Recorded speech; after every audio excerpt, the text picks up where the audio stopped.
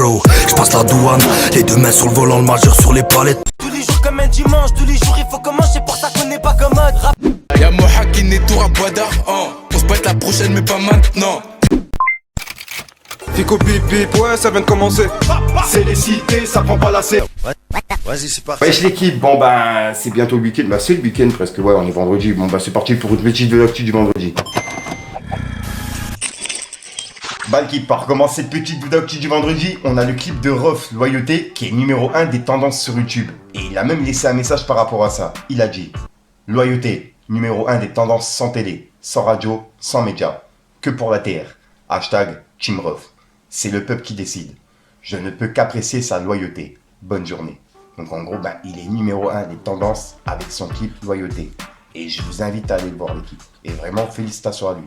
Ensuite, ça me fait vraiment plaisir de vous en parler. Il y a Doria qui a annoncé la sortie de son nouvel album qui va s'appeler Petite Fille, qui est disponible le 9 février. Et j'ai hâte de l'écouter. Ensuite, il y a un feat entre Demi-Portion et Souffrance qui est sorti qui s'appelle Gangstar. Et vraiment, c'est une pépite. La connexion, je m'y attendais pas du tout. La taille de la plume et le poids de la plume, c'est une dinguerie. Je vous invite à aller écouter l'équipe.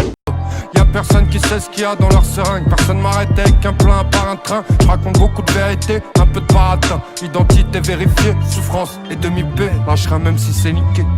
Ensuite, il y a Sadek qui vient de clasher Booba et Nino. En gros, il y a une personne qui a dit: Nino a porté plainte contre Sadek. C'est ça vos rappeurs? Zama, c'est la rue ça? Booba, Nino. Beaucoup de blabla dans leur son. Mais ça parle surtout aux comicos, j'ai l'impression. Et on peut voir que Sadek il a dit: c'est pas une impression. C'est des grosses boucaves et des grandes prostituées. Voilà quoi, t'as capté. Et il a mis des clowns. Là en gros, ben, il clash Booba et Nino de boucaves. Dites-moi dans les commentaires ce que vous en pensez. Ensuite, hier, je vous ai parlé du clash entre Benjamin Epps et 404 Billy. Et je vous ai dit comme quoi, ben, 404 Billy lui avait laissé un message en disant comme quoi, ben, le son de Benjamin Epps, c'était 8 minutes de mensonge. Et c'est ce qu'il disait.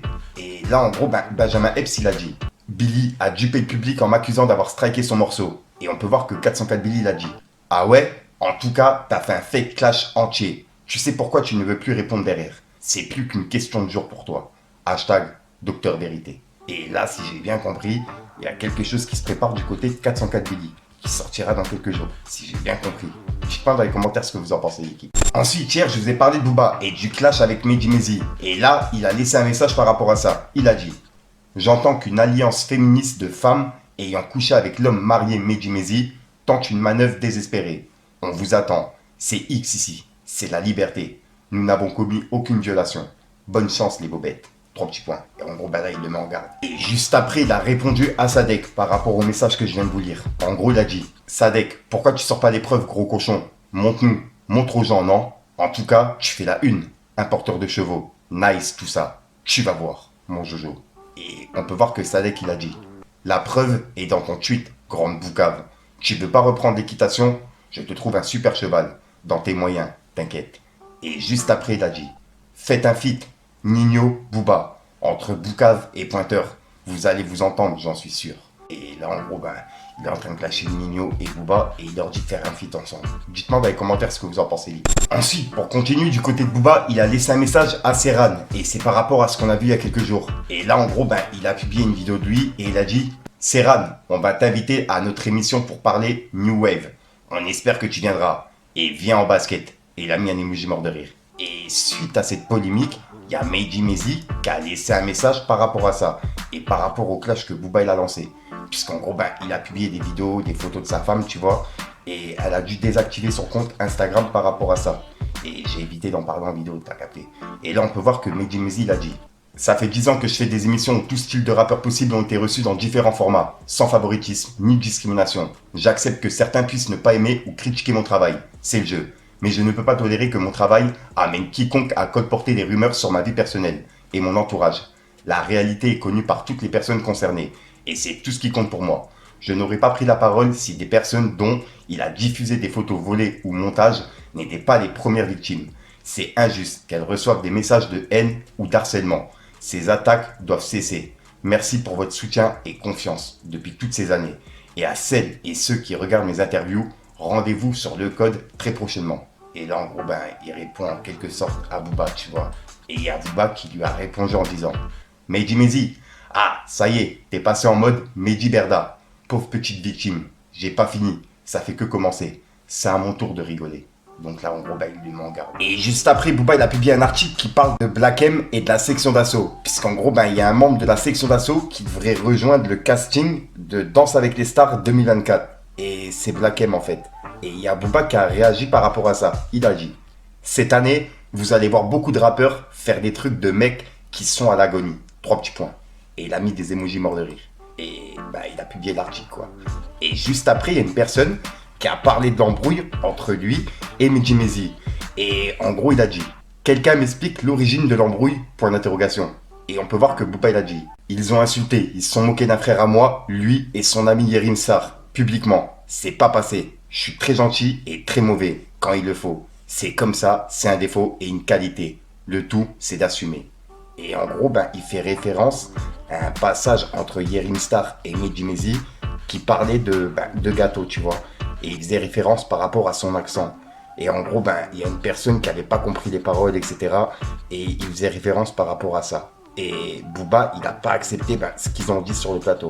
Et pour ceux qui ne l'ont pas vu, c'est en train de tourner un petit peu partout. Regardez. Donc c'était il y a de nombreuses années. Un rappeur français qui a beaucoup de succès s'est exilé à l'étranger. Donc on le retrouve aux USA, il est content, il peut s'acheter plein de nouvelles casquettes, enfin je sais pas. Et il croise une meuf avec un fessier incroyable et donc il dit tout haut, mais en français, puisque gentleman, elle est bonne quand même, parce que c'est un mec qui a un certain standing.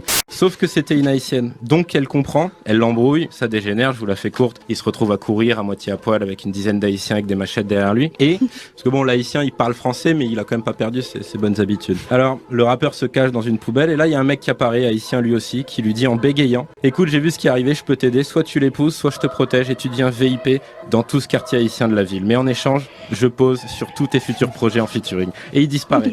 Donc le français, il a un dilemme parce que s'il épouse la meuf, ça va lui donner des beaux-frères qui risquent de le tabasser à chaque repas de famille, sans compter une grand-mère qui aura sans doute une poupée à son effigie ou lui enfoncer des aiguilles à chaque infidélité. Mais s'il prend l'autre, il va se coltiner un morceau pourri à chaque album avec un beg.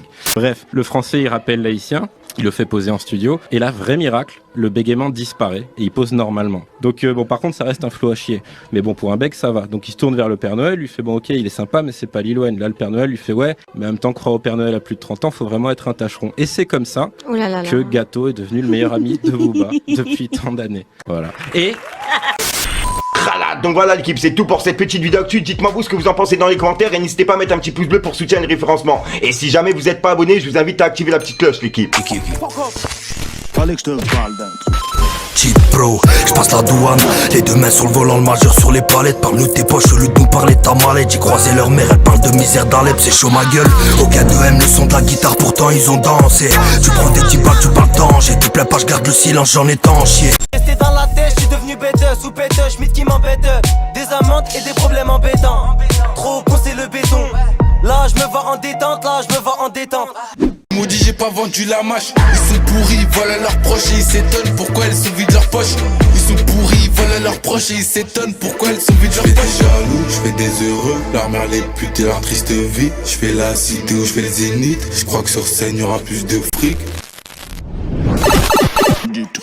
Donc voilà le clip, ouais, j'ai rien d'autre à rajouter, juste qu'il y a 2 vidéos actu qui arrivent dans la journée. Donc voilà, pour les personnes intéressées, active la petite cloche pour ne pas la louper. Et encore merci à ceux qui le feront. Enfin bref, je suis déjà sans fond, une croustillante, une nouvelle vidéo et une nouvelle exclue. Pour ceux qui comprennent pas, je dis une nouvelle minute croustillante, une nouvelle vidéo et une nouvelle exclue. Donc voilà, vu que je parle rapide, t'as vu, on sait jamais. Enfin bref, peace les gangs. J'ai vu que des grosses balances menaient la vie de 100 millions de Yankees. Des millions de Yankees, 3 millions de Yankees. Faut pas que tu sois trop gentil. Gros, je vais pas te mentir, le mauvais jeu ça m'attire. De la rue on est imbibé. Pas grave tant que je fais mon bif. Pour les affaires j'ai le nif. Devant la juge on a tout nié. 1 million de Yankees.